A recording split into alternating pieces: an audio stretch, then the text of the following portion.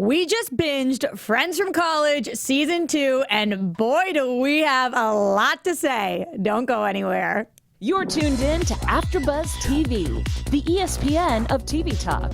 Now, let the buzz begin.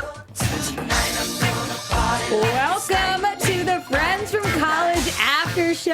I'm Roxy Striar along with Jeffrey Graham. Guys, Jeffrey Graham here. I'm so excited to talk about this season of Friends from College. I felt like a high five for college worked there.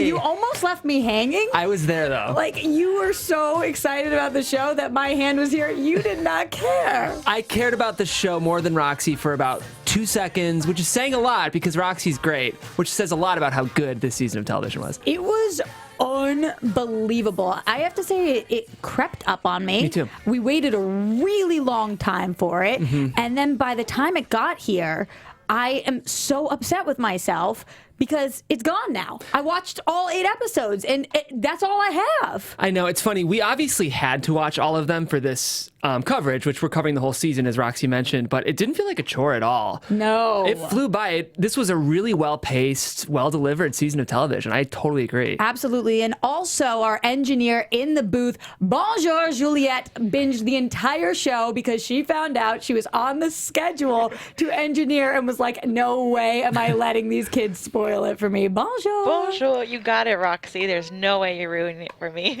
Well, we absolutely won't. Anybody who is here right now, by the way, needs to have watched the entire season 2. So if you have not watched, pause this, go watch all of the episodes, all 8 half-hour episodes, and then come back to us where we will give you your coverage. We're going to break it down by character because Jeff and I thought a lot about this, and really, there's no other way to do it for the entire season. Everybody has such a big part in every single episode that we wanted to go through it with characters and their development throughout this series. So that's how we wanted to give it to you guys. But if you want more in-depth coverage for every single episode, AfterBuzz TV is actually doing after shows for that, headed by your very own Marissa Serafini, who's going to take you through every single episode and cover it like that, which is great. It's exciting. You know, I'm the kind of fan who sort of likes both. I like hearing the general take on a season, but I also love the in-depth analysis. So I'm excited that the network is bringing this. And I'd love to hear you guys' feedback in the comments. If you're the kind of person who's interested in season-long coverage like this,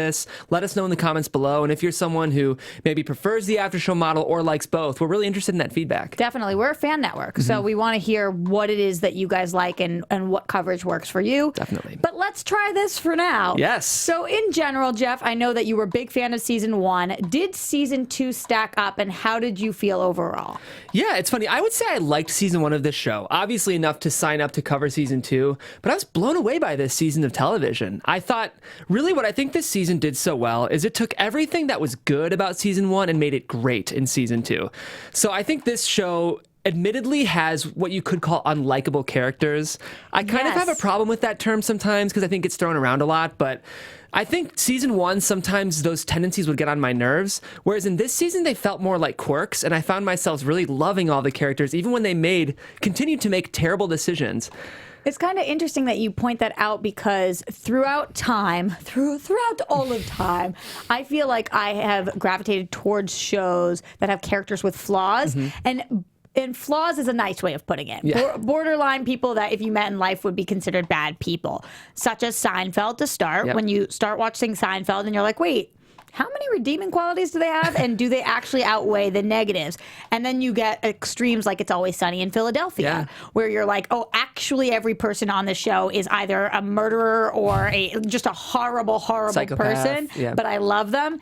And then there's this show, and what I'm so fascinated about talking about with you is how I feel morally questionable watching these characters because they're not overtly bad. Yeah. They just, when you actually break it down and you're like, oh, so they're all sleeping together? Oh, so everyone's cheating? Oh, so nobody's telling the truth about anything? Are they okay people? Is that just adulting, or is it this group of friends? It's really interesting. And I think in this season too, the thing I appreciated is even though they're making bad decisions, I felt like they were more aware that there were consequences for their decisions, and more, even if they continue to make them, more regretful and remorseful for the decisions that I feel like they owned into their terribleness more this season than season 1. There was a lot less denial this season, I think. And I honestly believe that's what makes you a better person. If you know the first step is admitting you have a problem, right? And this season, they all admitted. They all owned we up. have a problem. They sure did. Which is pretty incredible. So we're going to talk about all the characters. We're going to start with Max. We're going to get to Ethan, Lisa, Nick, and go through every single person. And then we have a really cool special segment for you guys where we're going to do superlatives on these characters. We figured friends from college. Some college colleges, superlatives. some small colleges do superlatives. It's more of a high school thing, but School in general. Absolutely. We're going to school you guys with some superlatives. I love it. Was that punny?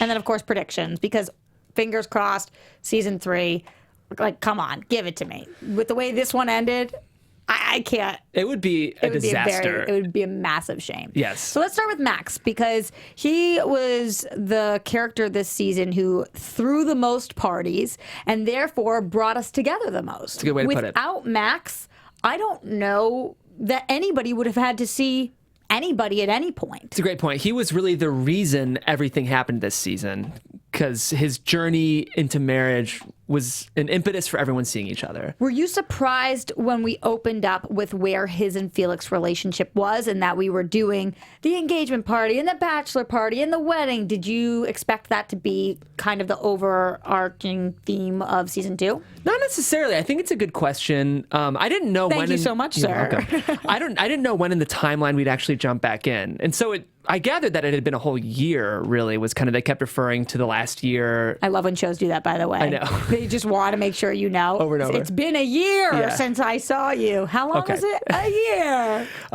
But I think, writers need some reason to bring us back into something. And I think using Max and Felix's journey to marriage was a really smart one. I think it worked pretty naturally in this world. Sometimes in shows like this, it can feel forced that the characters are assembling every 3 days. And for that epic theme party that there's no reason why anybody's throwing, but this was very legitimate. Like, for sure. As somebody who just got married, these are all things that happen. Definitely. And the timeline felt about right. You have the engagement party. A month later is about the bachelor party. And yeah, I think just from a writing perspective, this was a smart way to get the story going. I agree. I completely agree. So let's talk engagement party. So we come back. We've got this engagement party. Now, are you sitting there, Jeff, like I said, as somebody who recently just went through all of this, are you comparing?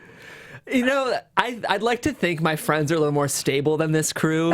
So as much as you get the nostalgia, just nothing about the way any of this played out felt familiar to me, because fortunately, my group of friends from college isn't all incestually having sex with each other, which feels good. That you know of. That I know of. That's true. That's what we found out. Yeah, that's a great point. Nobody knows what's really happening. So tons of information comes to light at this engagement party, right? Laura did seem kind of guilty during this viewing of season 2. My new wife, I hope she's not sleeping with someone on the side, but don't even put that into the atmosphere. Don't even throw that out there. And she's not, by the way. She's definitely not. But this was the time that we met Charlie for the first time. Yes. He comes into the picture very intensely as a guy. Yes. As we keep referring to him.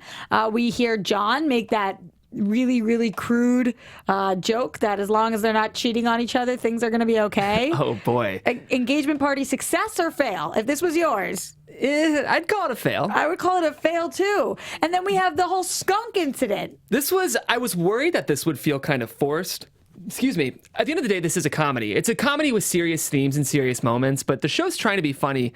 And in general, I gotta say, this season was much funnier than season 1. So much funnier.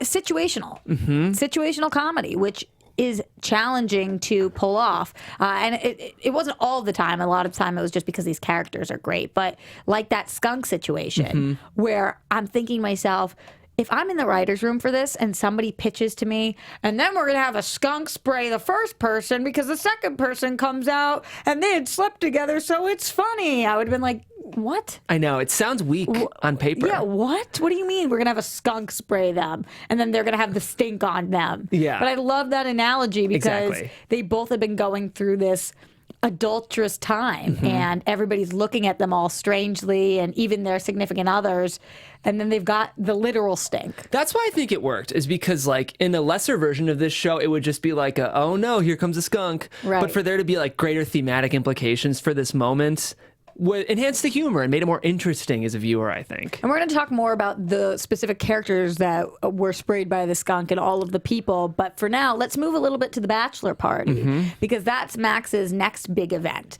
So Max is one of those guys, and I'm sure you know people like this, and as do I, where he's claiming the whole time, I want no strippers. I just want something elegant. The private jet really impressed him. I think he was probably hoping they were going to Napa or something. And it got away from him so quick. And it turned into this debaucherous Atlantic City, strippers everywhere situation. If you were Max, would you be upset about this? I'm pretty go with the flow. Like, I think I'm the That's kind why I of said person. if you were Max. Right. You're not you. If I was Max, I understand why Max was upset, because Max's personality, even though I think he would think he's go with the flow and flexible, he's a kind of high maintenance. Yes. Deep down. I was expecting exactly this from him. Nothing about this surprised me. No. But okay, so if it was Jeff, you would have been okay with I'd it? be fine. If I was with my crew, I can kind of be anywhere and have fun. It does feel slightly disrespectful, though, that he specifically asked for his friends from work to be invited, all the people he knows, and that Maryanne just was like, no. It was so funny. Maryanne, we're going to talk about her later, but they really built her character this season. I loved her sort of just, I don't care. Like, she was like, well, yeah, I just didn't reach out to him.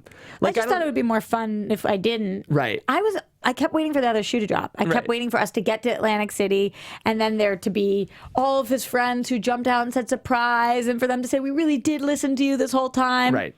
That did not happen. It almost, sometimes there are moments like this when I think it's the writers almost joking about it too. Yeah. Where it's like, of course it's only these people. Like, a show that's also doing this right now is The Marvelous Mrs. Maisel. I'll touch on it super quick, but there's a lot of jokes about how bad the parents are with the kids, and it's because the kids are never in the show. So I think it's almost the writers also acknowledging that at the end of the day, it's really just these 6 people. It will make the show worse if we have to spend time with characters that we don't care about. Exactly. So we're not going to, but we know we're not going to, so we're going to wink at you a couple of times. So you know we know, and now you know that I know that you know that we know. Totally, yeah. That this is what we're doing. Exactly. And I love that they did that.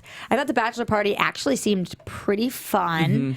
Obviously, Lisa can't hang, which we will deal with. Yes. But other than that, being with your best friends, fine, the whole stripper thing, but the food, I don't get why they were so mad about Atlantic City. Is that a taboo? Have you been? No. Neither have I. I'm picturing Vegas in my head. I think it's kind of generally agreed upon that Atlantic City is kind of the armpit version of Vegas, where it's like, I'm going to sound pretentious here, but I think it's kind of like if Vegas is for like your white collar bougie family, Atlantic City might be more like the stop there on your RV tour of the East Coast. Bonjour, have you ever been to Atlantic City? I haven't, but I think my analogy would be, you know, when you're driving to Vegas and there's like a fake Vegas right before Vegas. Prim. It's a cheaper Prim. version. Is that what that's called? Prim, yes. Prim. And they've got XXYYZZ Zizix. roads. Yes, Zizix, yes. So that's what I think Atlantic City is. That's a great okay. point. Okay. Yeah. Well, I thought that was a really nice gesture, at least for Nick to think of. They didn't seem to feel the same way. But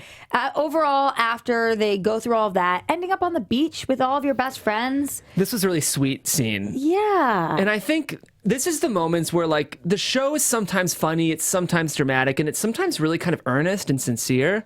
And I just really loved the tone of this final moment. I thought it was really, you know, at the end of the day, they do have this long history of friendship, and the show recognizes that. I agree. We also had the third of Max's big events, everything leading up to, of course, the wedding. Yes. Which, again, coming from a married man, success or failure, I don't know, because there was a lot going on and a lot of thunder being stolen. From what I hear from my friends who are about to get married, they don't want anybody else stealing their thunder. And when people are pregnant and people are fighting and people are drinking, it seemed to me like Felix and Max got a little overshadowed. I think yes and no. I think even though that moment happened, it still seemed like Max and Felix had their moments. I felt like the show didn't make it about Max and Felix's thunder being stolen. Now, when season 3 comes around, we'll have to see how they handle the wedding in retrospect. But to me, the show wanted the wedding to be a setting where all this stuff could be revealed without necessarily taking away from Max and Felix, for me. One of the things that comes up in the first look pictures or the fixing of the tie pictures is that Max finds out that Felix had been talking to Ethan about about Max and Ethan working together and Max getting writer's credit. Yeah. And that is actually how Max got to do that, which Max had no idea about prior. You mentioned something to me pretty quickly before the show that you felt like that was breezed over. A little bit. I mean, again, we do have a season 3 coming, but I don't feel like the show has ever put Max and Felix's relationship in jeopardy. For the most part, they're a pretty consistent couple who sometimes disagrees, but in the way that sitcom couples disagree anyway.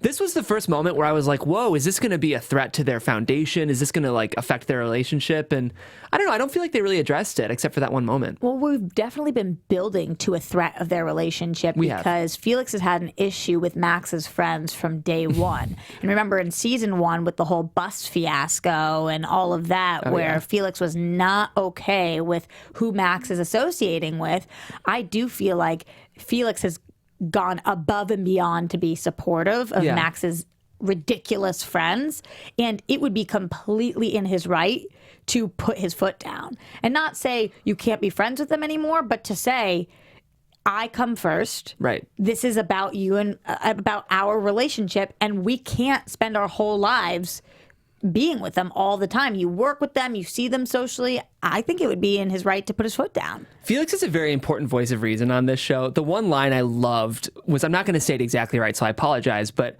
How dare you? I know. But Max comes in and he's like, you'll never believe what happened. And Felix goes, oh, did all of your friends have sex with each other and ruin your lives?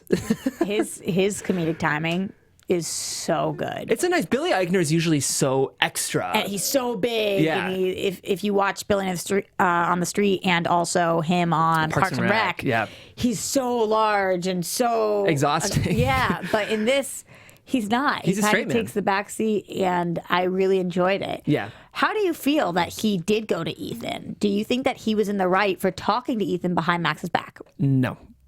Would that have been an issue for you? Yes. Me as well. And I have a very, very brilliant, smart, hardworking wife who motivates me a lot. I include her on a lot of every one of my decisions. Her opinion means so much. And who often is not sleeping with anybody else. I know. Just to reiterate. She'll think it's funny, no. But I really value her opinion. And oftentimes it does affect the decisions I make. But I would never want her to so boldly hold an opinion that she actually affects my trajectory without me knowing. And also, if you're Max, you're probably feeling pretty proud that your friend of umpteen years says to you, you know what, let's write this together. And you think you did it. You think you got him there. It's based on your merit and your work and your conversation that didn't actually go well with him, but in your mind, somehow he thought about it. And then to find out, I didn't do it at all. Yeah. That's kind of heartbreaking. Yeah, it'll be interesting to see how, if in season 3, this affects their relationship. I think it definitely will. And they're too smart, the writers, to plant these seeds and then not watch them grow. And what's interesting now is we've seen that the professional trajectory of Max in this season, he hates writing. He doesn't want this. So it'll very quickly become a reason to resent Felix, because Felix is the reason Max now hates his new job. And Max clearly doesn't know how to write. He knows how to tell other people to write. Thunderingly. He has spent his entire career telling Ethan, here's what you do. Here are the ideas. That one scene where the delivery guy comes over and is typing, I was losing my mind. I was crying. It was so funny. It was so funny. This also felt like the writers inserting their opinions a little bit, because when you're a writer in Hollywood, so often producers are like, I could do it. I'll write a script. Here's the story you need. And as someone who writes, and Roxy, you write as well, so you can understand, people often think it's easy to just put a script together, and producers think because they pitched the idea, they authored the story, but it's a totally different process, and I think the show wanted to zero in on that. And I don't think that Felix has the knowledge to know whether Max actually should be a co-writer on these or not. Correct. Because everybody wants to root for their significant other and be like, yeah, they deserve more credit. And I'm not saying he doesn't. But does he? Right. We actually need to explore that. Let's talk about his writing partner, Ethan. Yeah. Ethan, to me, is the most frustrating character in this entire series because he fools me again and again. I sit there and I think, he's so likable. He seems like the guy you would completely fall for, yet I have to constantly remind myself, just like Lisa does, he was cheating on her for years. Yeah, decades. When he says in this season, only a handful of times, my heart stopped. Like, is that supposed to make it better or worse? I was glad she called him out in that moment. 100%. Yeah, Ethan's a tricky one, and I kind of have to credit Keegan-Michael Key for this, and really all these performers, because there's a charm in his performance that makes me forgive him very quickly. Yes, I agree. If you had to vote, do you want him with Lisa or Sam? This is tough. You know what? But you have to, because I said you had to. I'm gonna follow your commands, Rox. I think he's better with Sam, and I think like it's the kind of thing where sometimes on your second round, if you're going to go into a relationship, it's better to find someone with baggage. But even knowing everything you know now, that Lisa's pregnant, everything you know, you think he should start a relationship with Sam? Third option being neither. Yeah, I've gone through this. Everybody who's watched the show, I know. if you are sitting there right now and you think, oh, I haven't thought about it, you are lying to me. You are lying, sir, ma'am. And let us know in the person, comments yeah, if you you're have Team to vote. Sam or Team Lisa. And it doesn't Lisa. mean you like either of those characters better. It's just, who do you think Ethan should end up with, Lisa or Sam? I think it's really well written because the writers could convince me on either train right now. Like, I think in the show Friends, you're always You're not supposed voting to know. for Joey and Rachel. It's You're always just Ross not. and Rachel. But I think in this, like, the writers could convince me that either option is the better option. When I think about just the adults in this situation, Ethan should be with Sam for sure. When I think about the fact that there's a little Ethan who's about to show up, maybe a little Lisa, but Well, it's got, Jeff, when the sperm and the egg come together. when a man and a woman love each other very much. It's got a little bit of both. But it would be very confusing as a child to think, okay, my mom went to college with my dad and they were married for a long time, but then my dad had an affair. It's just such a mess for a kid to understand. I get that, Jeff, but I think it all comes down to parenting and how you're going to explain that. You don't have to tell your kid right off the bat at 2 years old, this is what happened. These are things that you kind of learn over time, family secrets and whatnot. And Fair. There's a way to approach this. And when you are at that age and that's been your reality, it just isn't weird because it is what it is. Bonjour, it sounds like you are Team Sam. Yeah, I have Team Sam. I think they keep coming back to each other, so there's a reason for that. And just Lisa and him do have something, but I just don't think they're at endgame. I get it. I feel very, very torn. By the end of the episode 8, the season finale, I have to say it felt right to have Ethan sitting there with Lisa. And I was shocked that I felt right about that. Because this whole season, I felt like Sam and Ethan have been in love this whole time. Mm-hmm. Despite being with other people and having other families and being in long-term relationships and marriages, they're in love. And there was no reason for them not to be together except for the junior year hand job that he gave. The big issue. Big moment. But yeah. I just thought they're supposed to be together. And then something, I don't know whether it was like my maternal instinct that I didn't think I ever had, but there's something about her being pregnant and them having gone through so much together and him wanting to be there and them all the struggles. We have to think about how hard it is that for years they had tried to have a kid and they couldn't, and the strain that puts on a relationship. There's just so many factors that I feel similar to you, Jeff, that the show could take me either way right now. But here's what I know, and we'll get to them, but to tease it, I know that Sam is not supposed to be with John. Oh. This I know. We're going to get there. But Lisa and Ethan, cat's still not out of the bag? The cat's still in the bag. Nicely tucked in that bag. Cat is in the bag, as all the people say. Here's what I want to unpack with you, though, Yes. Rox. Does it feel right that Ethan is at that appointment with her as a romantic partner or as a supportive dad? I don't know. It just felt right that he was there. Fair. And I wasn't sitting there thinking, kiss her. But I was sitting there thinking, I'm glad that you went against her wishes and showed up there. And that sounds really wrong to say out loud, but it wouldn't have been right if Nick had showed up there. And it wouldn't have been right if Maryanne showed up after her saying no. but he is the father. Right. And I do believe he has a right to be there. I agree. I believe a woman has the right to choose, of course, but she has chosen to have this child, and therefore he has the right to be in the kid's life if he wants. I agree. And I think when I really unpack my feelings, all of my positivity toward that scene has everything to do with him being a father to that child. It's hard for me to see again, and we said it, the writers could take me on that journey, but right now, I think Lisa needs to do a lot of work, as does Ethan, and we'll get to it. But what I liked is this season, Sam did a lot of work on herself. She did. She definitely did. And that might be reflected in superlatives. Yes. Just saying. Excellent tease. Speaking of Sam, what did you think of the moments with Ethan and Sam this season, like them coming out to their friends? And by coming out, I mean as a couple. Or the fireworks scene where all that's going off inside, or them deciding that they don't have to feel guilty about this. Were you feeling gross watching them, or were you feeling invested? I was feeling invested. Me too. And I have to say, a lot of this owes to the performance of Annie Parise, who plays Sam, and we'll get, again, the superlative tease, but I really loved her this season. Me I think too. she gave us a really honest performance. And I felt absolutely crushed with where her character ends up by the end. Brutal. Yeah. Let's talk Lisa, though, because I want to talk a little bit about her new man, who is Charlie. Yeah, whatever you want to say about him, Charlie is there this season, and he comes out swinging. I thought in the first episode that she had hired somebody to pretend to be her boyfriend, because that's how weird it was that he was sitting there through all of this. He was chill with the whole situation. Like, she was like, don't you move. When Ethan comes to talk to her, he's like, yeah, okay. I'm like, she's definitely paying him or something, because no guy in their right mind would sit through this. She wants to get pregnant. He's fine with it. She doesn't want to get married. He's not okay with it at first, but then he's fine with it. Right. But then she does, and then he's fine with that. Like, this guy, it was a wild, wild roller coaster with him. Fan of his or not?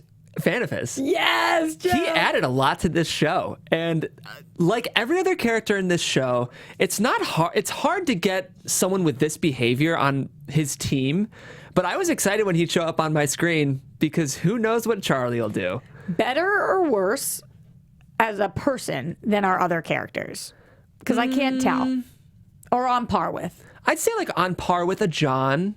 Okay. Worse than a Marianne. Better than an Alan? Oh, Alan. You have my heart. She definitely seemed to not love Charlie. She definitely seemed to be pretty indifferent towards him. And when he says you use people, I would agree with that. For sure. Maybe the sharpest thing that any character said this whole season. He also had my single favorite moment or scene of the whole season, and that is the punching scene. Great scene. I couldn't stop. I really almost peed myself during this. When he comes out swinging and literally swinging and doesn't know which guy to swing at, and first goes for Nick and then goes for Ethan, and he's pissed at her, and they're running around the fountain. It's just so good. It's really good. A lot of demanding physical comedy for this actor, Yes. because we had a pretty intense and well-directed sex scene with him where he has to go for round 7, which for any guy is impressive. Give it up for Charlie. Really impressive. And as he's saying, I'm close. He had some of the most uncomfortable moments. Tough to deal with. But he Really turned tough. very red, and I wasn't sure if that was production His or if face that was so red. very red. And whether that's production or the actor, it was very believable. Makeup, maybe? Maybe makeup. I don't but know. He yeah. was really good. He was great. The other, I guess Lisa's not in a love triangle. She's in a love square, because other than Charlie and Ethan, she's also got her situation going on with Nick. Yes. I kind of am team Lisa and Nick. I I am don't too. know how you feel. Yes, you are? Right now, again, the writers could take me anywhere, but the way I feel right now, Ethan should be with Sam and Lisa should be with Nick, because I feel like all of these characters are carrying baggage, but I feel like Nick and Lisa's baggage feels compatible, and Ethan and Sam's baggage feels compatible. I agree with that, although I think that Ethan and Sam are on equal levels of good person, and Nick is a better person than Lisa. And I think know. Nick deserves better than I Lisa. think you like Nat Faxon, so you're just giving Nick too much Well, credit. first of all, my phone number is tweet at me, Nat Faxon, because, oh my God. Here's the thing, though. I have a crush on Nick. Yeah. He is the most endearing character because he isn't cheating on his wife. That's true. Now, it's not nice to sleep with one of your best friend's wives. That's not a nice thing to do. Right. But it's less nice to cheat on your spouse. So I agree. if we're ranking it, and then I feel like he's been in love with her for so long. And when she's giving the speeches all season, like, will I ever find love? It's like, open your eyes. Right. Open your eyes. You know what, though, Rox? We both agree Lisa has a lot of work she needs to do on herself, but Nick does too. And if Lisa and Nick were to dive into a relationship tomorrow, Nick's not ready. No, he's not ready, as seen with his situation with Meryl, which we will discuss in a little bit. Yep. But one of my favorite Nick moments, when it had to do with Lisa, another cringeworthy one, the masturbating scene. Yes. Oh, you knew I was going there. That was she handled herself beautifully the next day with that joke about. Everyone does it. Or she was like, "Did I sleptwalked and saw a gorilla or something?" Whatever she said. That was so uncomfortable, and I thought, okay, they're going to take us out of this season with that being the last kind of interaction of theirs sexually. But when they actually got to their kiss, I was really surprised. It's funny. I think the show kind of played this in a way that felt sweet. Like, I didn't feel too cringed out during the masturbation scene because... Oh my God, how? I don't know. I don't know why. But I think I knew it was going to be a moment for them to have to figure some stuff out. He said, "I love you," while he was touching himself. Actually, that was really bad. Maybe I had just erased that. It's not just the jerking off. It's him, like, confessing his love and then just, like, her not knowing what to say and trying to leave and him being like, "No, stay." Oh. I think, you know what, though? There's some truth to the fact that when a guy is in the throes of that moment, that's when he's his most honest. And I think she knows that. And so I think as much as she might have been embarrassed and weirded out, she was kind of complimented. Yeah, I guess so. I guess, ladies, take it as a compliment. Take it as a compliment. I can tell you from not personal experience, but let's move on. And moving forward to the pregnancy. Yes. What happens when you don't masturbate and instead it goes somewhere else. It goes somewhere else. Were you surprised that Lisa was pregnant? And did you think that it was Charlie's baby? Actually, no and no. Not Charlie's baby, Ethan's baby. No, did you think it was Charlie's? No, I will say, and I was talking with Jules about this too, I kind of knew from the moment that they had sex in the storage room? Because the show very much deliberately pointed out the fact that Nick had a release, that Ethan had a release. And I felt like because the show kind of... He hadn't had sex in a year, be easy. Right. But and I think you're more virile when that's the case. Like, it's actually healthier sperm sometimes. And actually, that might not be true. It might be the opposite. Dr. Graham. I know, we need to ask Felix. He would know for sure. That's true. But I feel like the show very deliberately wanted us to realize that moment happened. So I kind of knew right then and there Lisa was going to get pregnant with Ethan's baby. Okay. Yeah, I'm with you, Jeff. And I also think that the writers need to find ways to make sure that they're all intertwined, because there's this scene, right? They're cleaning out the storage unit. They're moving forward, and they're really putting in these steps to be so far away from each other. And it's just like, no, that's not what the show, and it's not what the people want. You guys are stuck with each other. That's a good point. I think that if I was in that storage unit, I would have had sex with Ethan too. Yeah. All the nostalgia, I understood why she did it. And even though she hated him and she spent so much of this season being so angry at everyone, even Maryanne, her best friend, I get it. You're drinking the wine, you're listening to the records, like the whole thing. I get it. Nostalgia is a huge theme of this show. Huge. I mean, even with Friends the music. from college. Exactly. Friends from college. I love the music in this show. We could do a whole episode on just the music in this show. But the show is trying to evoke the fact that leaning into nostalgia can be good, and it can also be really bad. It can be dangerous and prevent us from growing. And that was exactly what that moment was allowing the warmth and enjoyment of nostalgia to force you into the wrong decision. Yeah. Somebody who's nostalgic over Lisa, Nick. Yes. And over a lot of things. Nick is somebody who can't seem to get out of his own way. He has this relationship going on with Meryl. Some might even call it a healthy relationship. I think You're not one of them? Nick's incapable of a healthy relationship right now. But for him, Yes, the fact that for him. that he picked somebody who was doing well for herself. Stable. Not a 20-something-year-old. Stable. Yeah, didn't need his money. Beautiful. Had a kid. Yeah. Who he seemed to connect with. But Yeah. Roxy, were you ever wondering what is she doing with him? I'm always like, what are you doing with this person? Here's why I wasn't, because I'm also in love with him. So, there's that. I get what you're saying. Like, why is this very accomplished woman who's looking for somebody in the future and looking for all of the things that make up Mr. Right with somebody who so clearly is not ready?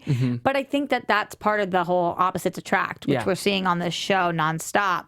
And even I couldn't believe, though, that she kept giving him those shots. So when he shows up with Maryanne and they're baked and they're drunk and they've got their bikes and they're hours late to this dinner party. Hilarious, by the way. And then she gets mad, but not really. She gets over it really quick. And then when we go to her, what did we call her? Muffy? Muggy?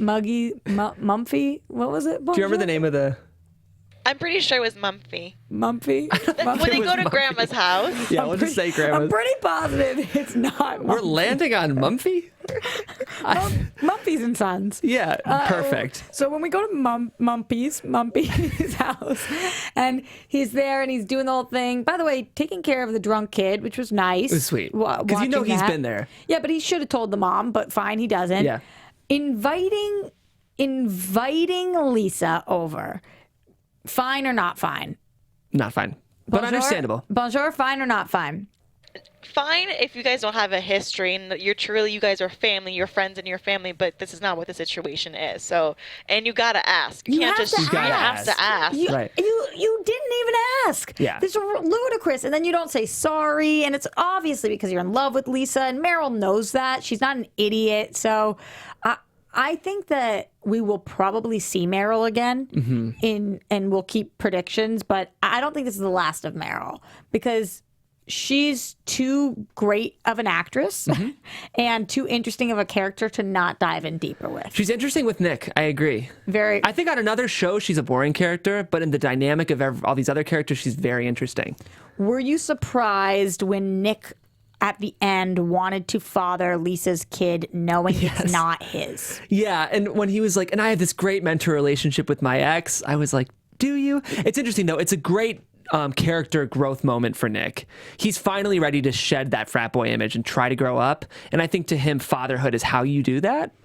I think he thinks he wants to be a dad, though, and I don't know if he really does. Well, all of his moments with Meryl's kid in this were kind of like Lisa's moment where she kept thinking about kids, but then ultimately kidnaps one, whatever you want to call that. They kind of were going on their parallel journeys. Good point. But his was more like Uncle Nick, and hers was more like, let me steal your child so I can be mom. Yeah. I think you make a great point, Roxy, is that, yes, he wants to be a father, but that's kind of a way for him to be that fun uncle, and he doesn't see fatherhood as so much of a responsibility. Yeah. It may be a way to stay young and play with kids. Exactly. In a weird way, yeah. He wants to feel needed for sure.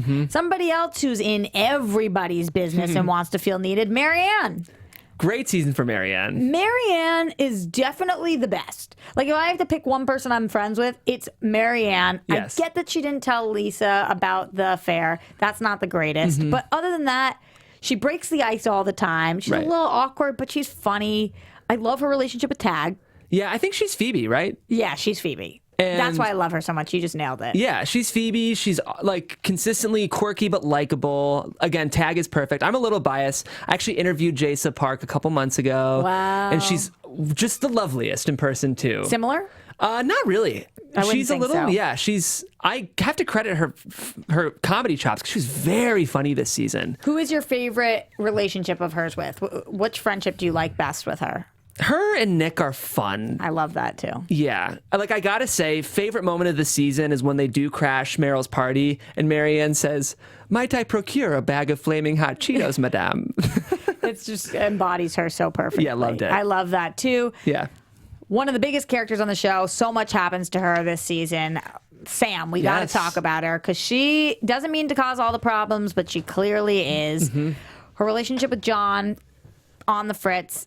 Do you feel bad for John at any point, or did you any second or minuscule that you felt bad for him go away when he started making all of those gonna phone say calls. that was kind of nailed the coffin for John on me. That was brutal. It was brutal. Brutal. I mean, it was very funnily written. I was like, who makes a 1.5 minute recorded monologue and individually voicemails people with them? And then his solution when he wants to get back with her is to do the same thing. Yeah, my name is John. It's hilarious. I was shocked with when she finally goes back to him, because even if she can't end up with Ethan because he doesn't show up for Paris, really, you're going to go back to him? I get it. You do? Family. Again, it's the whole nostalgia The thing. kids. This is what the show, I think the show's thesis statement is moving on is really, really hard. I think like that's the crux of this show. Her therapist, though, she needs a new one, because if she needs to work on moving on, I don't think her therapist is giving the greatest advice. Granted, we're not seeing the whole session. Right. But every time she talks, I'm like, wouldn't you try to make that joke? 2 wigwams and there's a tent and it's a wigwam and It's like, are you kidding me? Is that for real? Also, interesting relationship with Lisa. I am glad that Sam is being the bigger person here now, because Lisa gets to be mad at Sam. Lisa can be mad at Sam for the rest of their lives if she wants to. Right. That's her prerogative. So Sam just kind of wanting to be wallpaper, I actually respected that. Sam was the most, maybe even more than Maryanne, the most morally approvable character this season, I think. Yeah, possibly. Now that you said the most, Yeah. it reminds me. I think we have some superlatives Let's to get do into. some superlatives, let's get into baby. some superlatives. And don't All right. forget, we have predictions still coming. But before that, Jeff and I made some superlatives. We did. For each of the characters, including the significant others. Jeff, you want to give us the first one? I would love to. Speaking of Sam, based on her growth and her moral approval we're giving her, we say she's the most improved. I would say stand by that. not only as a character, but also as an actress. I liked her for the first season, but now I want to see this actress on any show I could see. She's super lovable, despite being a cheating, lying, conniving person. A lot of vulnerability in this performance. A lot. And Yeah. knowing she made mistakes and is ready to own up to that. I Yes. agree. That partner of hers, though, Ethan, his superlative is most involved. Good. He is in everybody's business. He's has a relationship with every single person on the show. Right. And he just cannot stay out of anybody's life. He's even self-involved. Yeah, he's very self-involved. All of it. But I like what you did there. Thank you. Let's talk about Lisa. I like this. She's the hottest mess, because she's always a hot mess. I think when we really look at is. the growth that Sam made with therapy and work and owning up to your mistakes, I get why Lisa was angry, but we could do a whole show about whether or not her rage was justified in every single moment of this season. I completely understand it, but think she should try to start moving towards betterness, not bitterness. Ooh, Because nice. I got better, not bitter tattooed on my shoulder. I got to stick it in there great. I somehow. love it. I love it. She is the hottest of messes. Yes. Nick, questionable if this one's fair, but we decided that we think it is. He's the biggest flirt. Biggest flirt. You know, even though he's not the one who's having affairs with everybody, he is flirting with all the ladies. He's getting his smile on. And ultimately, he leaves one woman for another woman and is just ready to do what it takes to seal the deal. Ready always. Let's do best all around. Okay. We're going to Maryanne on this one. Couldn't give it to anybody else. She's great. She is 1,000% the best all around. Most talkative. I wonder if they can guess it at home. I'm sure they can guess it. It's Max. Because he just does an STFU. He does not. He even spills tons of secrets, like the fact that Ethan is the baby daddy. Well, and of course, when you're co-writing, which I know you've done, it's not the best to hover over someone's shoulder and talk about every adjective. Nope, not helpful. It's not the best way to co-write. Not helpful. Let's get to some of our B-list, is that what we call them? Yeah. Our B-list characters. Most likely to call daddy. That's Meryl. Meryl Morgan. She's called daddy after every single thing. Daddy, can you do this? Yes. Daddy. So she's our Rachel Green. And I'm sure her dad's name is Morgan.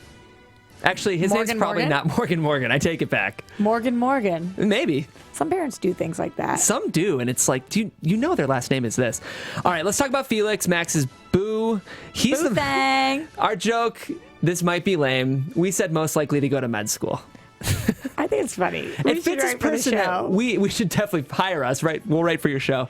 His personality matches exactly the kind of person in high school that you know they're going to be a doctor. And he is most likely to go to med school because he did. Because he did. So there's that.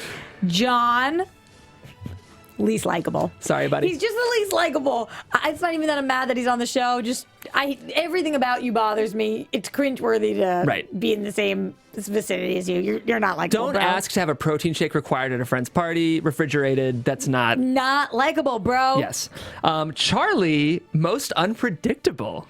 Which is crazy in this cast of unpredictable freaks. Right. But you're playing soccer. I don't know whether you're going to chase after me or not. I don't know that you're coming in punching things. Sometimes you yell at me when I'm unpacking. Sometimes you're willing to be the baby's daddy. Other times not. And you're great in the sack. Yeah, maybe. Well, it's true. Not on time 7. Yeah, not on time 7. Just can't make it there. Yeah. And our last one for Alan.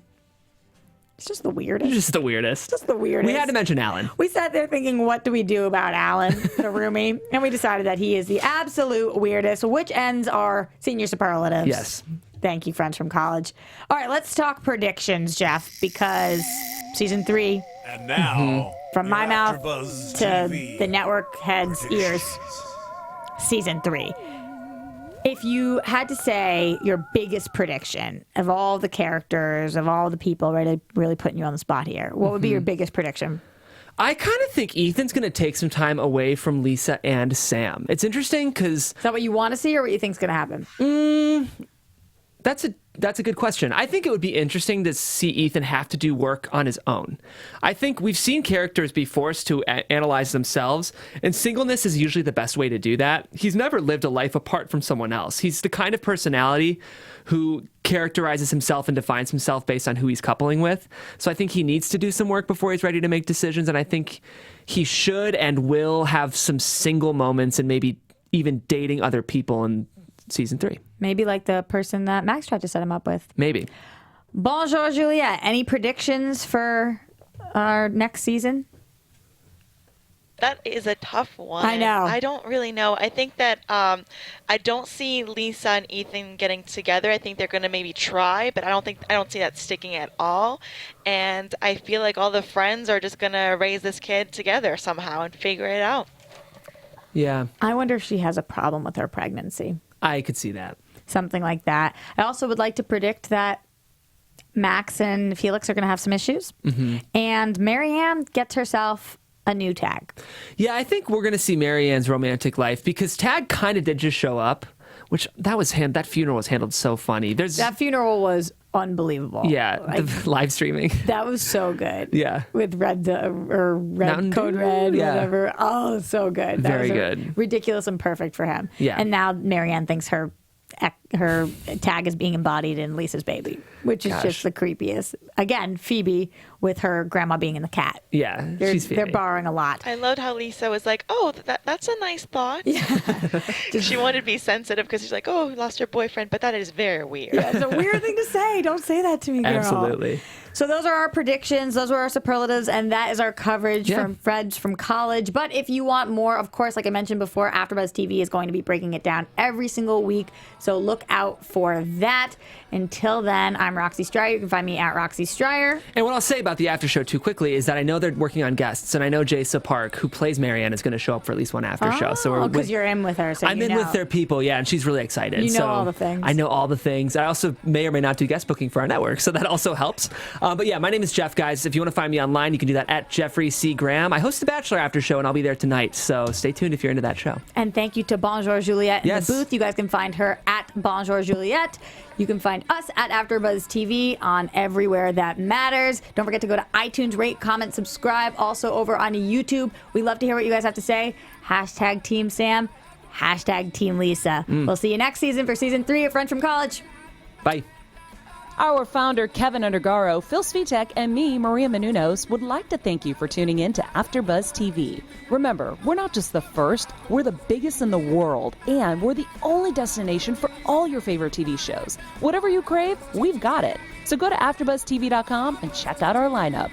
Buzz you later.